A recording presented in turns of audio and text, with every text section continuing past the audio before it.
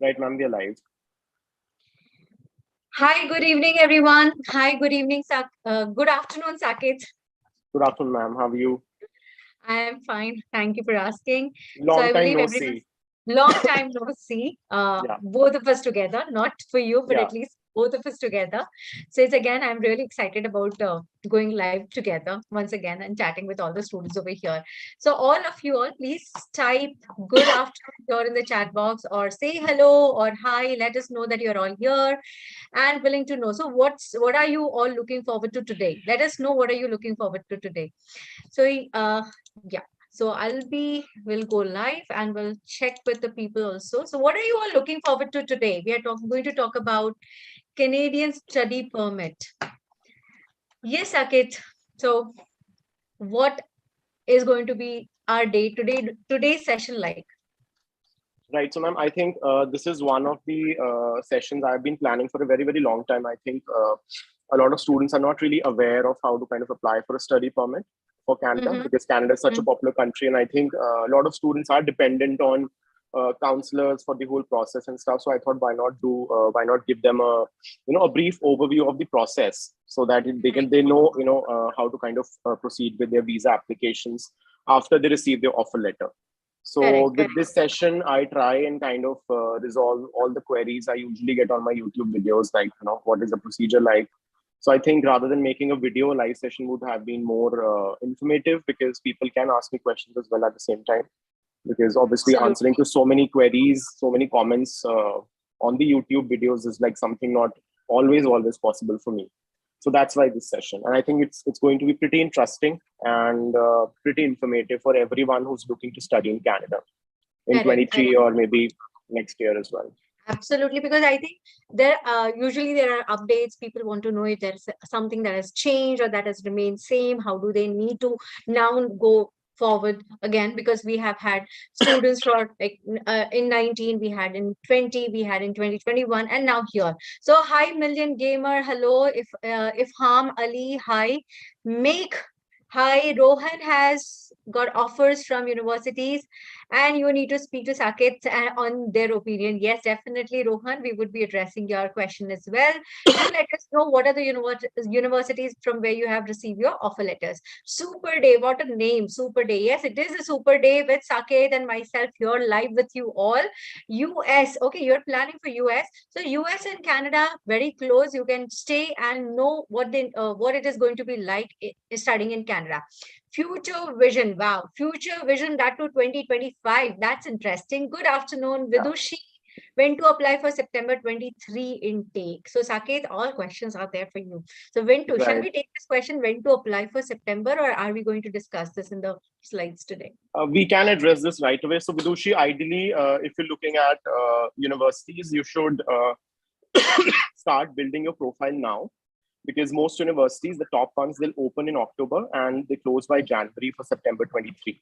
But if you're looking for PG diplomas or diplomas, then September intake will open somewhere in December, January, I would say. So get your documents ready by January because even September is very, very popular as an intake. So seats fill up fast and most colleges would, start admitting students. So keep your documents ready by January if you're applying for PG diplomas.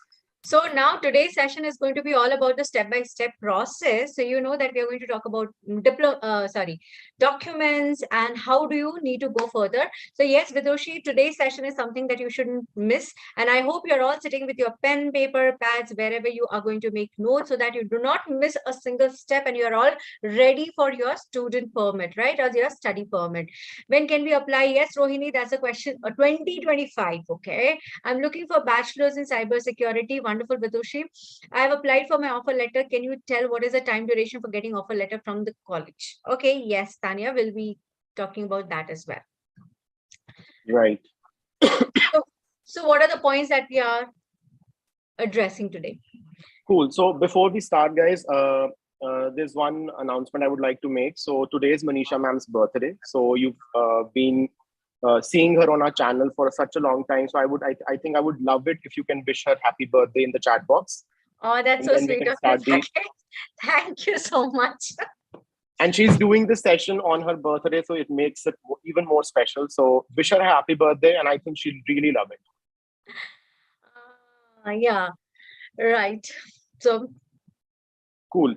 Let the wishes drop in, and until then, I'll start, discussing the points to be discussed in today's session. So in this session, I'm going to talk about few major documents you will need for your application, which is your LOA or the letter of acceptance. So a lot of students may have heard of it, but not really know what it means. So I'll so discussing LOAs. is LOA is equal to offer letter? Not really, ma'am. Actually, so LOA is like one stage other than offer letter. Okay, After the so we are offer going to letter. discuss that also today. Wow, wonderful. It's going to be interesting. So we are going Yeah. to talk about LOAs, guys. Thank you, all of you all, Ifam, Rohini, Priyansh, Vidushi, Tanya, Tom and Jerry, Super Day. Thank you all for the wonderful wishes that are pouring in. Bharat Arya, thank you so much. Saket, you really made my day today. Any day, ma'am. It's my pleasure. Yeah. Cool. So moving forward, the next important document is your guaranteed income certificate of the GIC, which is again very, very mandatory if you wanting to apply for Canadian permanent student permit.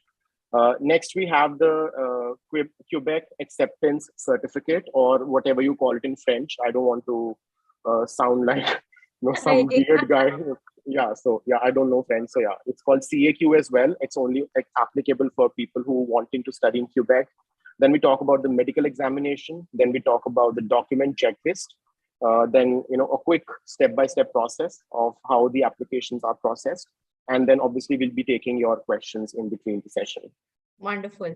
So guys, are you all ready? If you're all ready, type ready in the chat box so that we start the session. And I believe that you all are sitting with your pen and your paper where you're all going to make notes on all of these points. So even I don't know what's a LOA. So it's not an offer letter, but it's something different, which is what Saga is going to explain to us.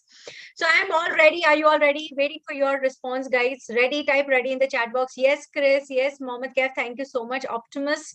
Lakshman, yes, we're taking up your question. Everyone's questions. So let's go further. Letter of acceptance. Right. So letter of acceptance, like I said, it's also called LOA.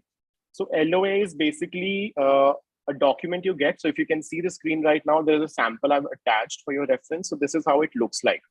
So there is a vast difference between an offer letter and a letter of acceptance. So what happens is when you apply for a college, so let's say a college accepts you, they give you an offer letter. And in that offer letter, they ask you to pay a certain deposit. So deposit means if you pay the deposit, then your seat is blocked. So that deposit ranges between, it can be $2,000, it can be $3,000, $5,000, depending on university to university and college to college. So once you pay that deposit, you get the letter of acceptance. So that says that you are accepted into the university or college and the student has paid the deposit as well. The major information it should have is your DLI number. So DLI is basically designated learning institution. So make sure whatever college you choose is a DLI. So how can you check that? You go on canada.ca website, or maybe you can go to Google and check and type canada.ca DLI list.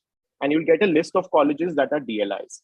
Only DLI colleges are allowed, you can only get LOAs from DLI colleges. So DLI number is very, very important. Make sure your college lists the DLI number in your letter of acceptance.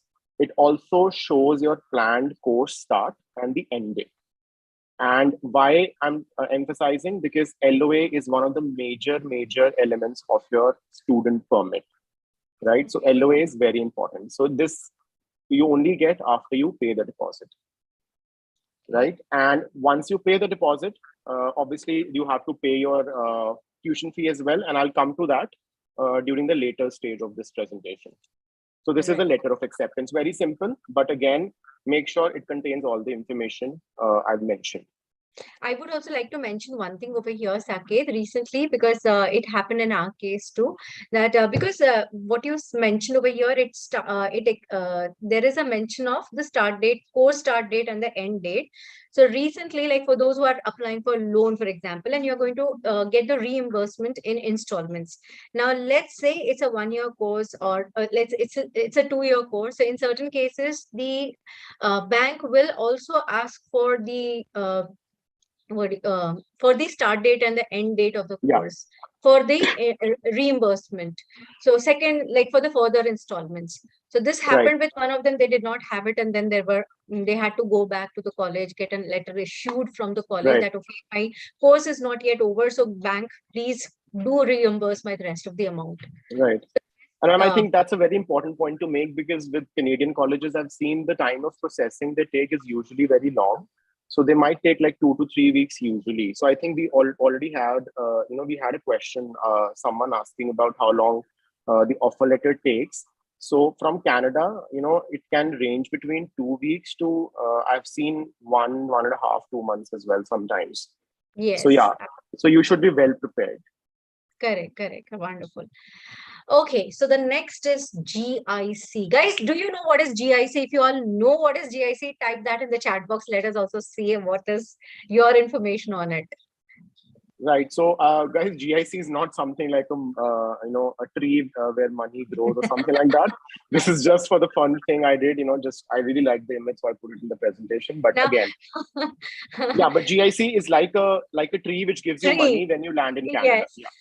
yeah, absolutely. So it's a kind of metaphoric way Yeah. to say that it is a tree which gives you money during your stay in Canada. Right. Yes, start with music. Wonderful. So what is GIC? Can you tell us the full form of GIC? Please write it in the chat box. Yes. Yeah, so GIC is basically called a guaranteed income certificate, and it is mandatory to get GIC if you're applying to Canada for a student permit under SDS. I'll come to SDS and non-SDS later, but again, it's one of the streams under which you can apply. GIC is it's mandatory. Some people think it's very complex. It's not. But I'll tell you from my, experience when I went to the UK back in, the 2006 or 7, I would say. Uh, the visa procedures were very, very lengthy and very complex. I had to submit ITRs and what do you call sponsor letters and whatnot. Even UK has simplified it now, but again, there were so many formalities involved. Canada has simplified their visa processes a lot. So if you buy a GIC, you don't need any other financial document as such. So Wonderful. what happens? What happens is, ma'am, basically in GIC, you actually open an account, a GIC account. It's an account basically, which you open with selected banks. So there are a number of banks available. There is CIBC, there is Scotia Bank, there is ICICI Bank Canada, and I've heard even SBI has started GIC account as well. Okay. So these are the banks that offer GIC. And what happens is you open that account. It's an entirely online process. You don't have to go anywhere. You just have to transfer 10,200 Canadian dollars to your account, to your GIC account. So once you open it, you receive all the details like the SWIFT code, the account number, and everything, whatever is required to basically open an GIC account. So that detail you get and you transfer that money into that account and you get a letter. So that letter is called a GIC, a certificate, a guaranteed income certificate. And now Right. that GIC letter goes with your student visa application. And Wonderful. once your student visa is approved, you land in Canada, you go anywhere, right? Go to the nearest branch and give your GIC letter. They'll open an account then and there. They'll give you $2,000 in that account, and rest of the money comes into your account in monthly installments. Wonderful. So we have one question wherein Vidya is asking that can loan be converted into GIC? Yeah. Loans, that's not a problem at all. It's not a problem at all. But you have to get the loan disbursed. Yes. So Sheikh Waris is asking here that my IELTS exam is in July. So can I take admission in 2023 January? Yeah, it won't be any Yes. problem. You're on track. You're like, I would say You're behind. not late. You're not late at all. You're like way ahead of schedule, I would say. Yes. So Sheikh Waris, no need to worry. You please write your exam and please go ahead with your admission process. Kaif is asking, is GIC included in education loan? Included as in, see, it depends on how much education loan do you take. So let's Hmm. say your total expense is for 15 lakh rupees, hypothetically, which includes your tuition Living fee and your living cost. So whatever money, let's say your loan is disbursed for 12 lakh rupees. And yeah, so out of that 12 lakh rupees, you can pay the fee and rest can be used for your GIC as well. Okay. So I hope, Mohammed Kaif, that is clear to you that it depends upon the loan amount that you have got disbursed or you've got sanctioned. Yeah. Optimus price, okay. Can we apply for SDS visa during conditional offer letter? Conditional, no. And mostly conditional offer letters are something Canadian colleges and universities do offer conditional admissions, but not all of them. So yeah, you Yes. need to have and plus you need to have an unconditional offer letter before you get the GIC and all, because GIC comes at a very later stage. First, you have Right. to pay your deposit, you have to pay your full tuition fee, and then you get the GIC. But again, that Right. process goes simultaneously, like hand in hand. Yes. So you need to be prepared all together simultaneously, as mentioned. You have to go all together. Right. So shall we then Right. discuss more on the bank part? Yeah. So this is one bank, like I'm not getting paid. First thing, we are not attached to Scotiabank at all. But this No is from sponsorship. my no sponsorship. Yes, just in case you guys think. So yeah, Scotiabank. I think I have spoken to a lot of students who I counseled in my career, and this is one bank which everyone has recommended. Why? Because they have they have branches all over Canada. You go to a small city, you go to a small town or village, there is a Scotiabank there. So I always recommend Scotiabank as the preferred bank to open your GIC. Uh, Very simple procedure. You go to their website. They have mentioned it that you wire transfer 10,200 Canadian dollars to Scotiabank, right? And out of that, 10,000 will be deposited into your investment account, and 2,200 Canadian dollars will be for the program fee. So that will be the charge. And then when you arrive in Canada, like I said, you get 2,000 and plus any interest which has been accrued over that period of time. So let's say you bought a GIC in July and you land in Canada in September. So for July, August, and September, you'll receive 3 months interest as well, along with 2,000. So it not be that much, but again, a little bit, right? Next, you get your investment back in 12 months, which will be approximately 667 Canadian dollars every month. Wow. So that is entirely up to you. If you're working part-time, then you may save that money, send that back home, whatever you want to do with that. But you'll not be able to withdraw all the money at once. Okay. Okay. Guys, I hope you all are making a note of all of this. The website is also mentioned over here, and how the step-by-step GIC disbursement takes place. That's also been mentioned over here. So please do not forget to make notes on this. You can take a screenshot if you want. And if there is any friend who's also applying along with you, your family member, or your parents who need to know the further step-by-step process, please bring them to this session, because this is such an informative session, which even I was not aware of. So 2023, guys, all those who are applying here onwards, this is something that you cannot miss. Wow. So we Right. also have, this investment thing that Saket mentioned, that if you are not withdrawing, still you get interest to the money that has been already deposited in your account. Yes, Saket, you were saying something further. Right, ma'am. I just want to make one thing clear. Like, mostly what happens is when you apply through us, you don't have to do everything yourself. So your counselors would be helping you. But again, like I always stress upon, that self-research is the best research. Absolutely. Right. And I think, ma'am, there were a few questions in Yes. the by the audience, that which course is Yes. good and which course is not good. So, guys, there's one just to getting a bit off topic here, but again, if you want to look at, how good is, how good are the employment prospects in your field? As in, let's say you want to study global business, or you want to study marketing, you want to study healthcare management or something. There are two websites, right? One is Statistics Canada, and there is one is Job Bank Canada. So both are government websites. They have all the information about the employment prospects, the growth outlook of the country in a particular field. So if you go to Job Bank Canada's prospects report, you can also add, let's say, a particular title, let's say marketing manager, and you can also get the figures on how much average salary a person earns in a particular province. So that will Right. give you a very, very good idea of how much you can earn, right? But again, that salary will be pre-taxes. right? So Correct. tax is your own liability. This is one question I always get, sir, aapne tax nahi dala beech mein. I was like, tax is your liability, that's not mine. Absolutely. So we have a question from Rahim who's asking that he's given his Duolingo and he wants to apply for his admission in 2022 September. So will he have to write IELTS or will Duolingo be September sufficient? 22. Yes. September 22, it's very late now because most colleges are closed. So I think you can go for January. January is already open. September is almost closed. Very few options. And I don't think so they'll be good enough. Again, Duolingo is no longer accepted. And anyway, like even under non-SDS, you cannot apply with Duolingo.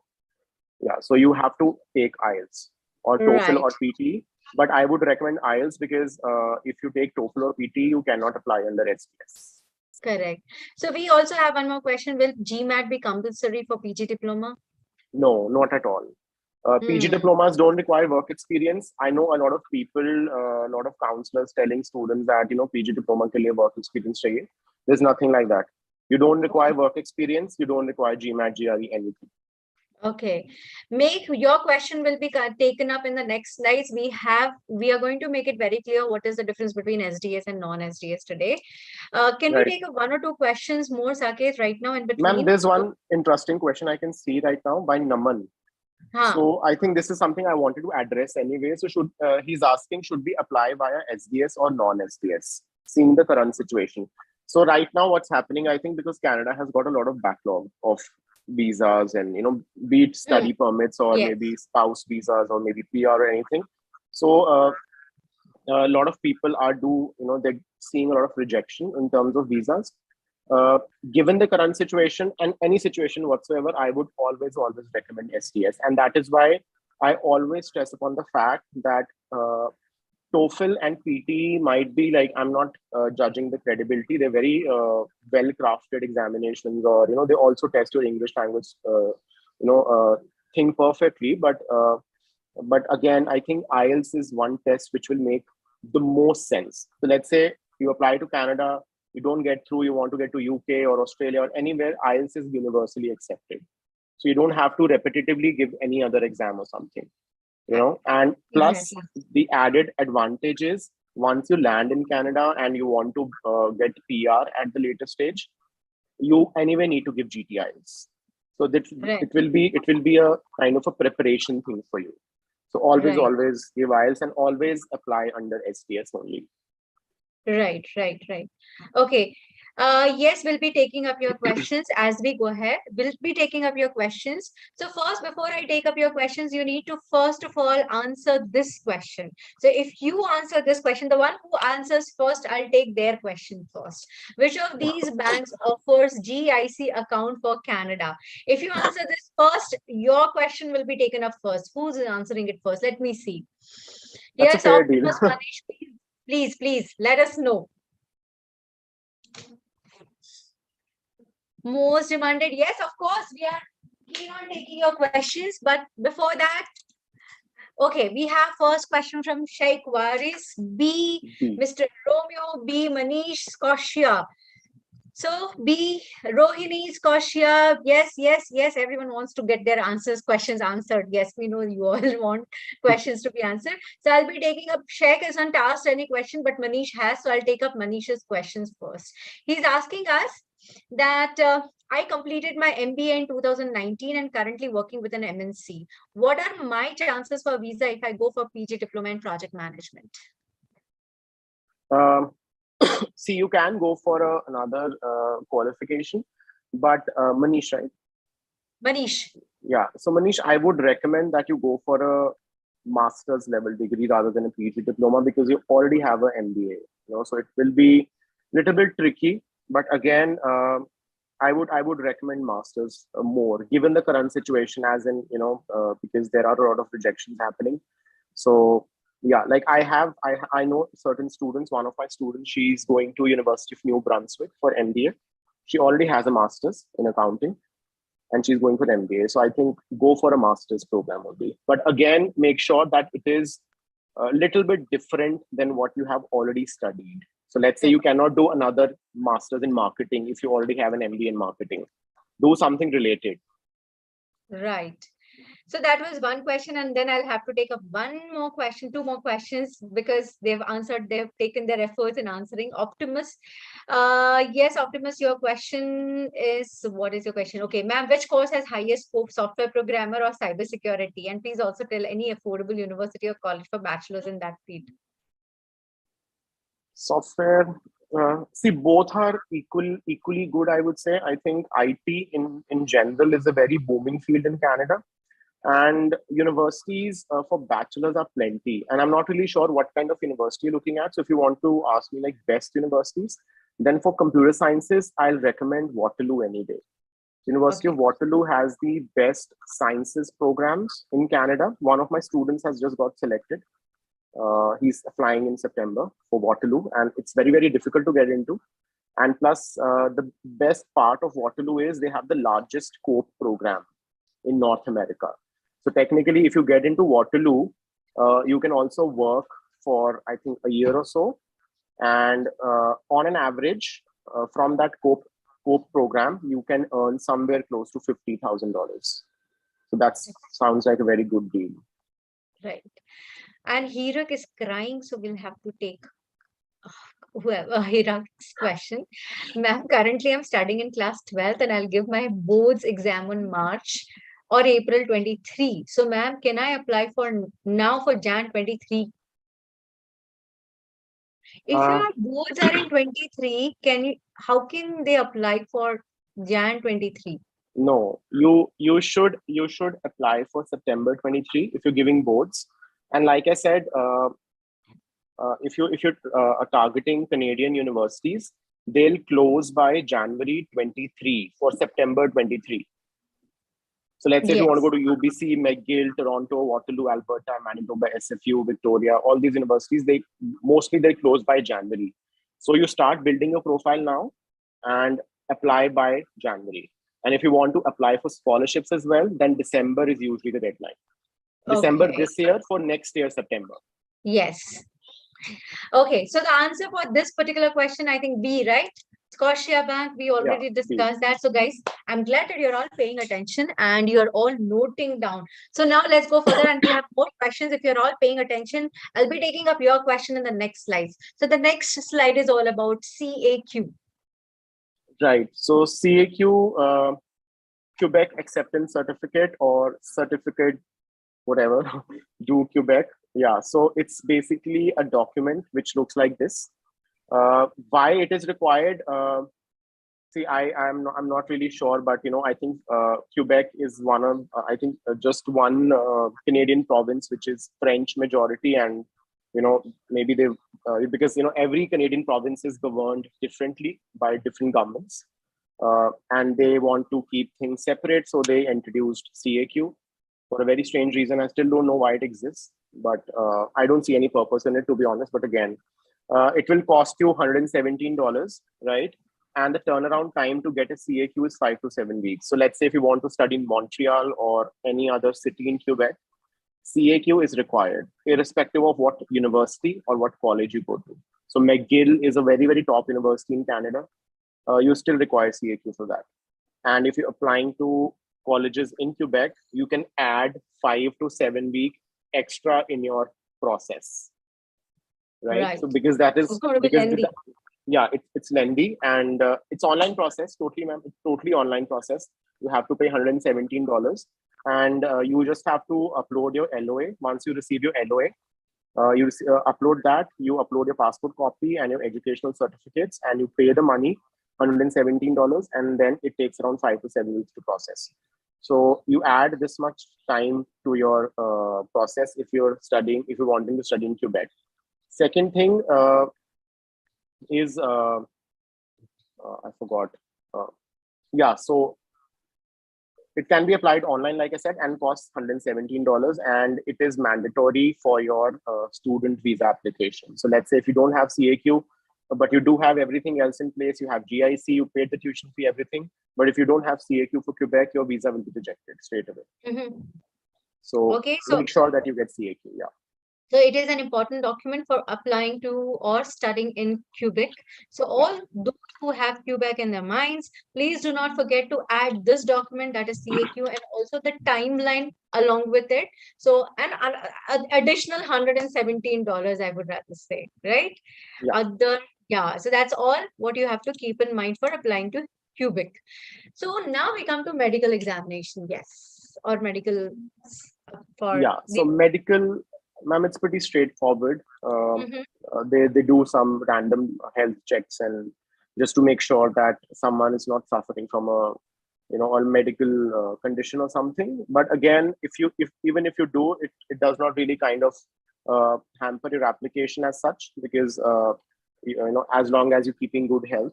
So like I have diabetes from last 12 years, and I also applied for a lot of student visas with medical exams, never bothered, never had an issue. So I think usually there's no issue at all.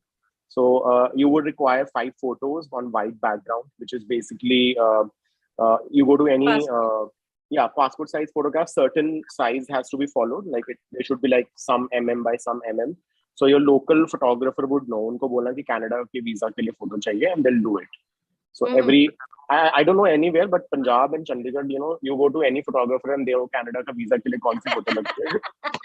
Oh, that's wonderful.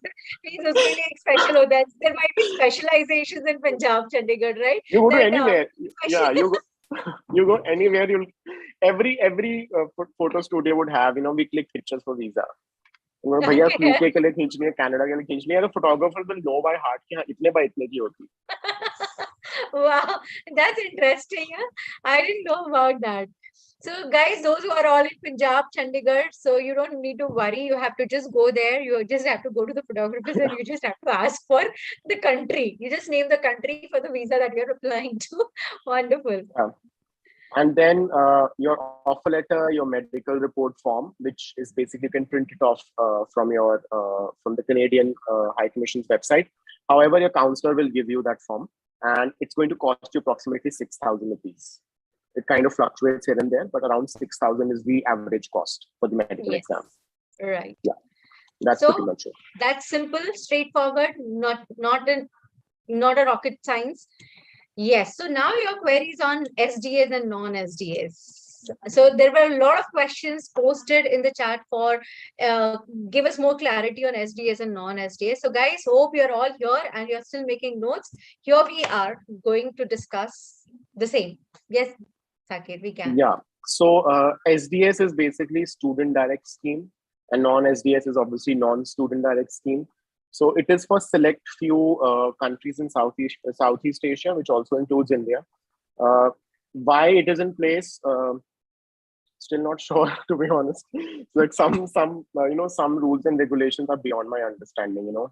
Again, but that's fine. So yeah, SDS is basically when you have met the English language requirements, right? Basically, the major differentiating factor is the Canadian High Commission only accepts IELTS as the valid English language proficiency exam, academic IELTS, right?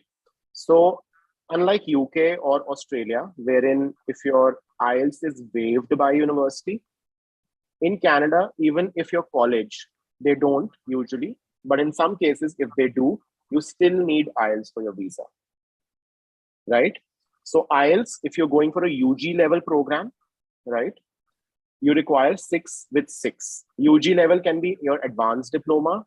It can be your bachelor's degree, right? And for masters, you need 6.5 overall with no less than 6 in each.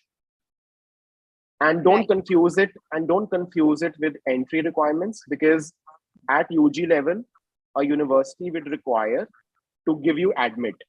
They will require 6.5 with 6. But again, for visa, 6 with 6 is also okay.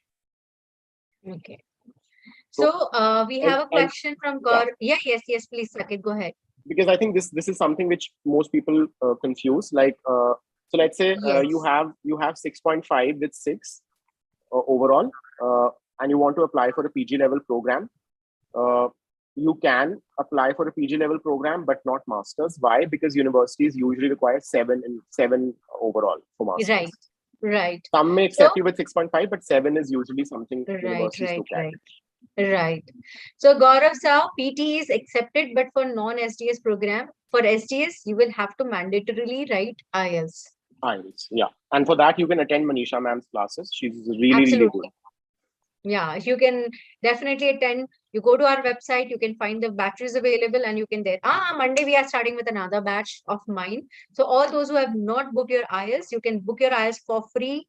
That's starting from Monday. So don't wait. Monday, 5:30 to 6:30, go to the website and book a free session. It's a free course, 2-week free course. Yeah.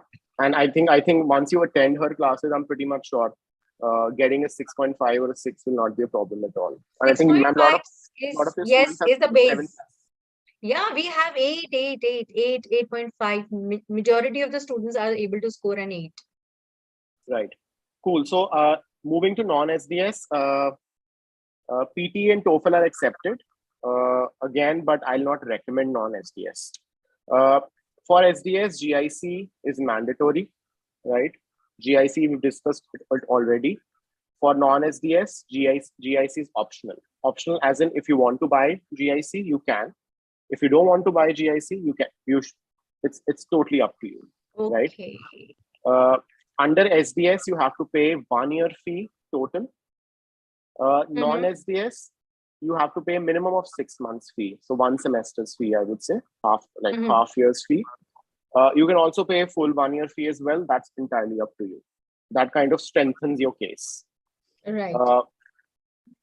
Also, there's one point I missed in this this non-SDS is, so let's say your college accepts you with a 6 overall, but one module you have a 5.5, right? Then you still apply under non-SDS. Okay. Because some colleges, ma'am, they accept for UG level. If you have 6 overall and maybe 5.5 in 2 modules, they'll still accept you, but visa application will be under non-SDS. And I think that is where most students get confused. Correct. Next up, SDS, the best part, there is very, very less documentation, practically nothing.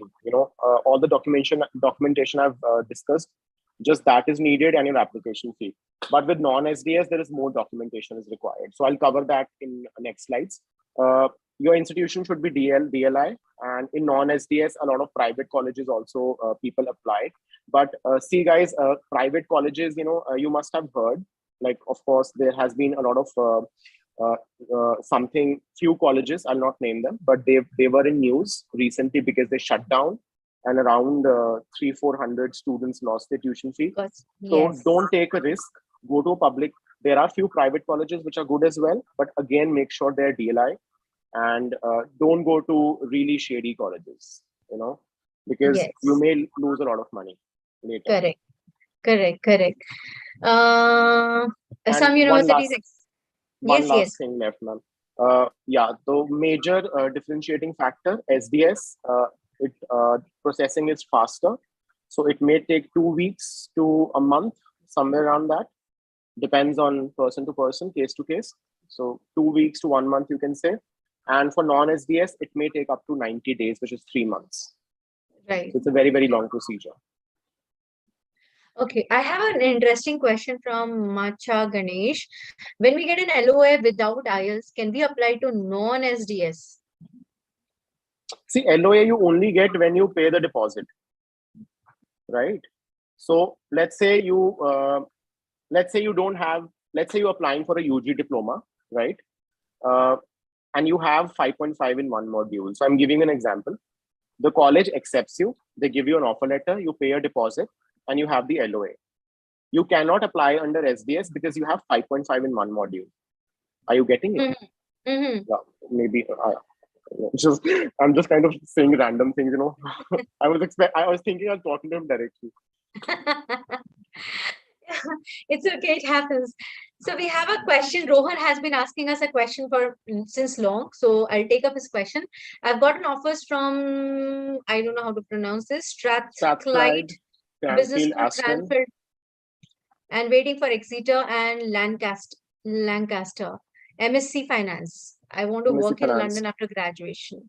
Right. Rohan, my preference would be Exeter top. because Exeter and Cranfield I'll place similar, but I think Exeter will be my preference because it's a Russell Group university. And within the UK, if you're looking at opportunities in terms of jobs, Russell Group graduates do get a better standing. Yeah. My preference would be Exeter, then Cranfield, then Lancaster, then Aston, and last Strathclyde. Right. Sajid, I guess Sajid has a question. Some universities are accepting 6.5 with 6 in each. Will that be any problem in SDS visa? No, 6.5 is 6 is you're meeting the requirements. Yeah. Yes. Okay. So yeah, we have the next question for me to take your question. Whoever answers this question first, I'll be taking up their question. So what is the value of GIC account? What is the value of it? We just discussed it. Sir, it is good. Okay, I'll take up your question, but first you need to answer this question. Who is answering it first?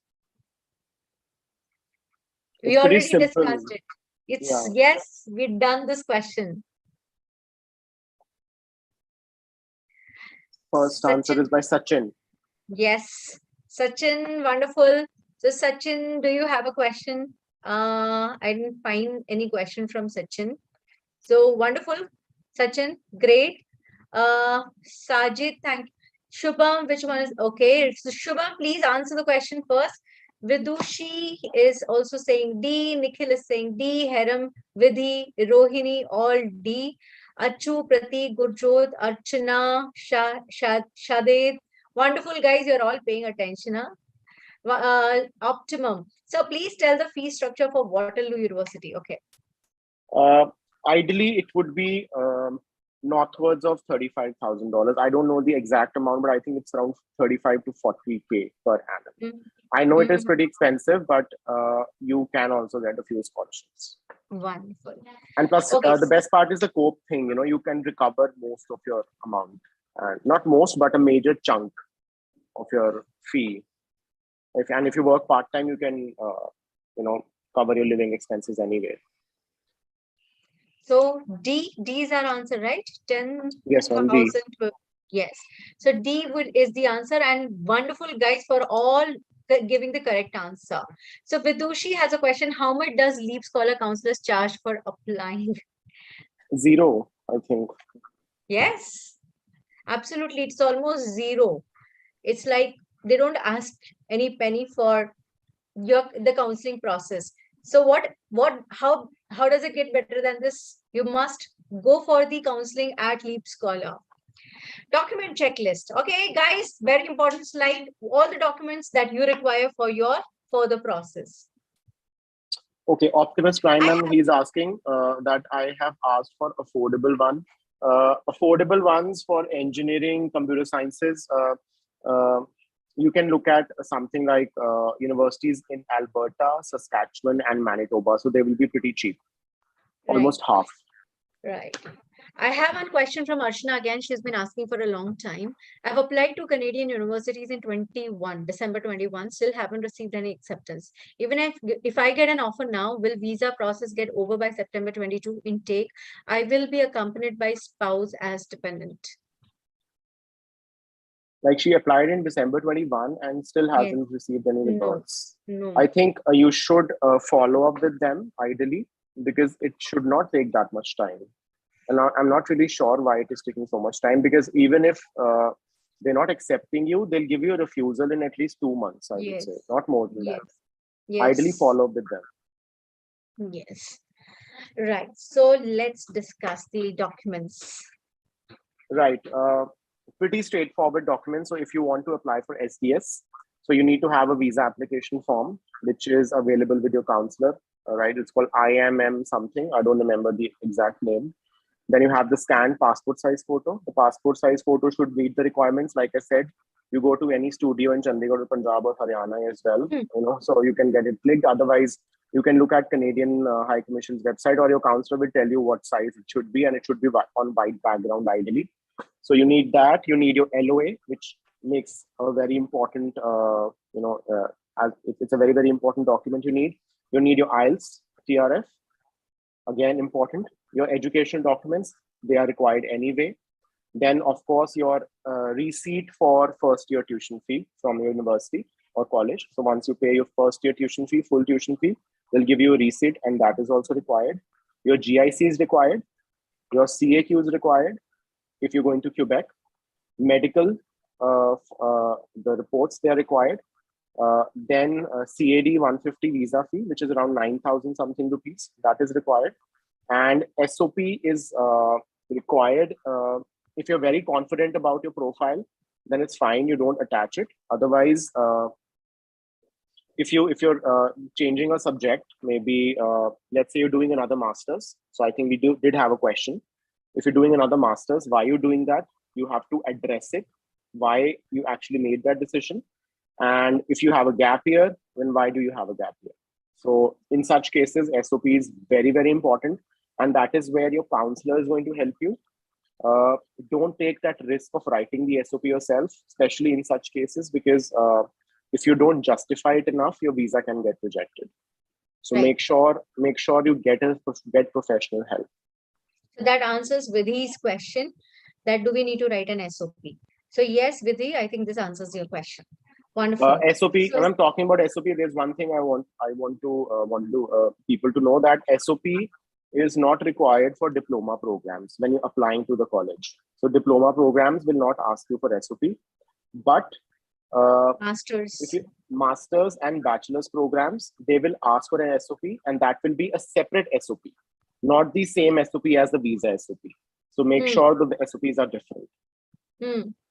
Right. Yeah. So yes, we have one question from Nikhil. He wanted to know something. Just a second, I think his questions, I just missed his question. Can I go for business analytics in PGDM after BBA? If yes, suggest me an affordable college. Business analytics, Nikhil, you can, but get some relevant experience, some internship, or some online certifications to prove that, because business analytics has a lot of IT aspect to it as well. I'm sure you may have the understanding of the subject, or you know how what to study, and whatever the course comprises of. But again, Canada is very particular with your background, and especially at this point of time, there is a lot of backlog in terms of student visa applications. Make sure your profile is strong enough so that you don't give them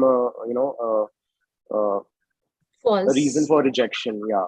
Yes. So some certification, some internships would definitely help you to boost your profile. And if you get some relevant experience for a year or so, then nothing like that. Right. So we've answered your question, because they had all answered our question. These were the questions we were taking up.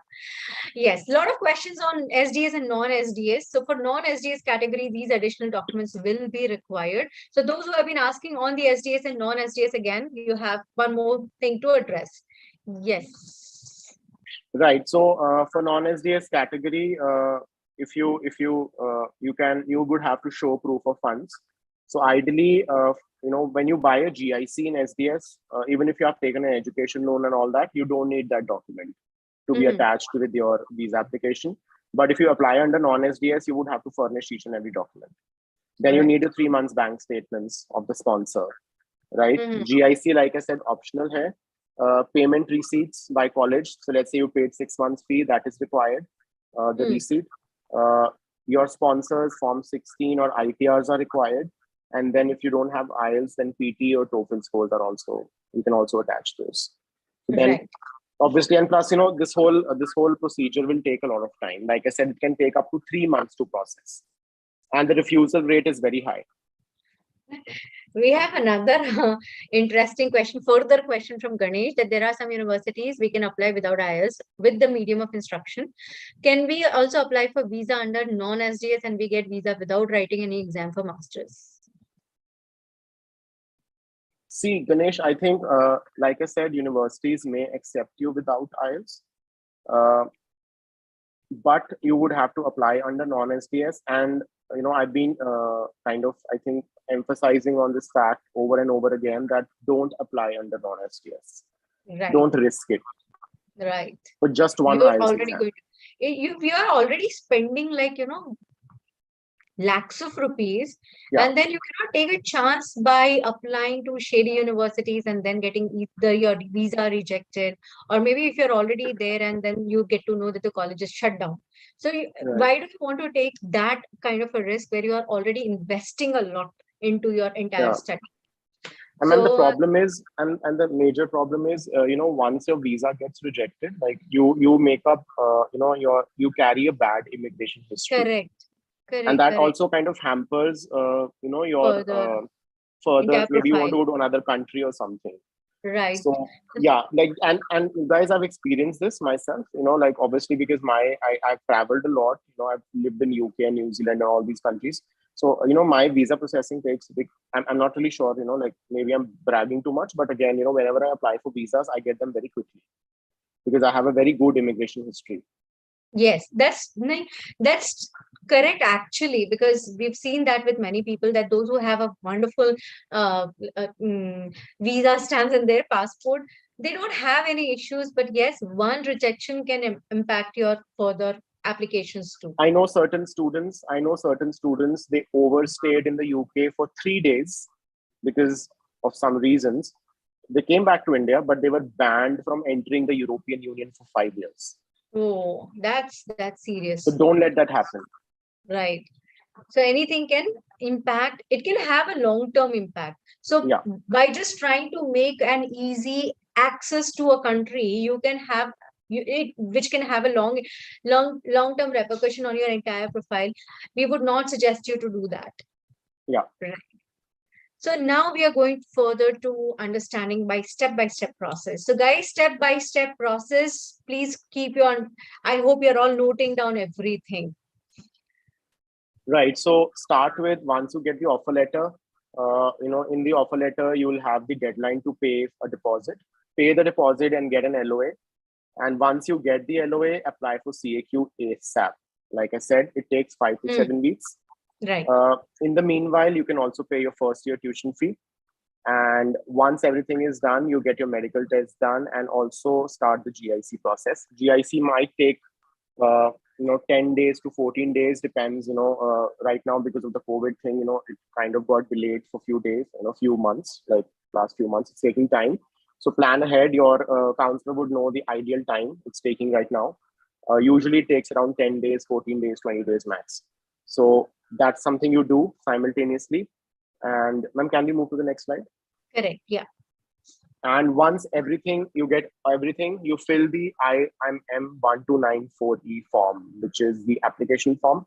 And you can also attach a statement of purpose and all the documents we've discussed in the previous slide. If you're applying under SDS or non-SDS, you attach them, you upload them, you submit your application, you give your biometrics, and on last slide. Yeah, that's the end. Just 4 steps. Yeah, 4 steps, pretty simple, I think. And I think that's something you need to know, and you know what documents you need, what process to follow. And then, yeah, so see, I've got such a good stamp for you guys. Yeah, Toronto Canada International. approved, visa approved. So only in 4 steps you can get your visa approved. They could be a little time consuming depending upon where you are applying and under what you are applying to. Yeah. But 4 steps are sufficient for you to get your Canada visa. So I hope that you all have understood that it's not a big deal, but having a good counselor at your back definitely will have an added advantage, because they will guide you throughout without any hassle. Right. And guys, if you need any help, I'm open. If you want to ask me some questions, like even if they're unanswered after this session, you can always hit me up on LinkedIn. So I cannot promise that I'll reply them ASAP. It takes time because I do get a lot of queries, but again, I'm open to answering questions. Yeah. Okay, we have one question. Can you please arrange a session for applying to universities for fall 23 for undergraduates? Vidhi, right? Yes, Vidhi. Vidhi, we have a video releasing soon where I have spoken with 2 of my students. They're studying at UBC, studying civil engineering. Yeah, you might not want to pursue civil engineering, but again, it will give you an idea how to start preparing and what all documents are required and what kind of process they followed. So that process will apply to you. So after this session is over, I think you are on YouTube anyway. I'm sorry, because I'm doing a lot of webinars as well these days. I'm confused whether I'm doing the event or YouTube live. So yeah, after the session is over, you can browse through the videos as well. But again, subscribe to the channel and you'll Very see that video important. soon. Yeah, Very how to. important. Vidhi. I think that video will be called "How to Study in UBC." So that will apply Okay. to you as well. Yeah. Right. So Optimus, could you please type your question once again? Dr. Shravanti, she's asking, I'm a doctor and I want to pursue Masters in Public Health in Canada. Can you guide me through? Ma'am, for you, I think rather than public health, healthcare leadership would be, or healthcare management would be a better uh, program. It's very popular, and I think, yeah, I'm not saying public health is not, but I think you can consider both, because both of them are really, really in-demand programs. And yeah, I think I don't see any problem in pursuing these courses. I think I've taken a lot of webinars on this program as well. Public health and healthcare administration, healthcare management, and healthcare leadership. Right. Hi. So Doctor, your question answered so far. Rohini, is Masters in Finance course good in Canada, and which university is best for this course? Rohini, Masters in Finance, if I talk about best universities, the top B schools in Canada include Rotman, which is part of University of Toronto. Then we have Sauder, which is in UBC. Then we have DeSaules, which is in McGill. We have Schulich, which is in York. Then we have HEC, Montreal. All are good. But again, most of them will require GMAT as well and really, really high scores. And Okay. finance is no doubt, it's one program which is always going to stay in trend, because we live in a money-minded world. And everyone will trade in money, no matter what, be it cryptocurrencies or anything, but it's anyway finance, right? So you guys will always stay in business, don't worry. Yeah. Sahajpreet is asking, B Farm 8th semester till now 7.3 CGPA. Can I go for Masters in Canada? If yes, which course, and should I give GRE? 7.3 CGPA? Yes. And how much is the other? What, I didn't get it. She's in Sahajpreet, no, he's in 8th semester till now 7.3 CGPA for and he wants to go for Masters in Canada. He's in B Farm. Yeah, so B Farm is a 4-year degree, right? Yes. Yeah, it's a 4-year degree. Yeah, you can go for Masters. 7.3 CGPA is decent, but again, if you're eyeing at top universities, you should actually look at enhancing the score more. And at the same time, Sahajpreet, you also need, if you're looking at really good universities, you really, really need to kind of build your profile. For you, I think if you're looking at pharmacy side of programs, GRE will be required by certain universities. Not all, but certain universities, especially the top ones. 55% में Canada में MBA कर सकते हैं क्या? No, not possible. Sorry, Yash. Sajid is asking that what will be the but you can do process? But you can do PG diploma. You can go for PG diploma. Yeah. Sorry, ma'am, I cut your question. Yeah. Sajid is asking, what will be the visa process if I got financed by Leap Finance or any other finance? Leap Finance, we currently don't work for Canada. Like, we only have US loans at the moment, but it's in the pipeline. Visa for if you, like I said, you can get the loan and get your GIC. It works the usual way, but you don't have to attach all the documents and stuff. Okay, Optimus has one more question. That's what are the job possibilities in Canada if I study in affordable university like Alberta or any in the field of programming? Alberta is definitely an affordable university, but Alberta is a very, very top ranked university in Canada. So yeah, don't mistake it for some other random university. It's a very, very good university. Getting into Alberta is also a very big challenge. And even if you go to if you go to like decent university, I think Canada is like pretty chill in that way. You have plenty opportunities. Ma'am, I did actually, I just to give clarity to a lot of people in the session today, I did this video on why the courses you should not study in Canada. And when I was doing the research, I could not find any course, because like I used to research like certain program, and they're like, no, this field is growing, or this field has so many opportunities, or maybe this place has more opportunities than the others. So it was a very big struggle to actually come up with that. You can also watch that video after the session. Definitely you should. So one question is there any age limit for PG diploma course after engineering? Age limit, Technology. ideally, I would say early 30s is okay. After that, it becomes tricky. Cool, ma'am. I think we already out of time. Yes, we are out of time. I have another meeting also lined up. Yes. So guys, you can all reach out to us. You can reach out to Saket. You can reach out to Leap Finance. You can reach out to LeapScholar for your further queries. You can apply for a free counseling call at LeapScholar's website. So do not forget to do so if you have more queries on your profile evaluations. So thank you so much for being here on this day. And I really appreciate for making efforts to be here for the entire session. Thank you all so much. Thank you, Saket. Thank you so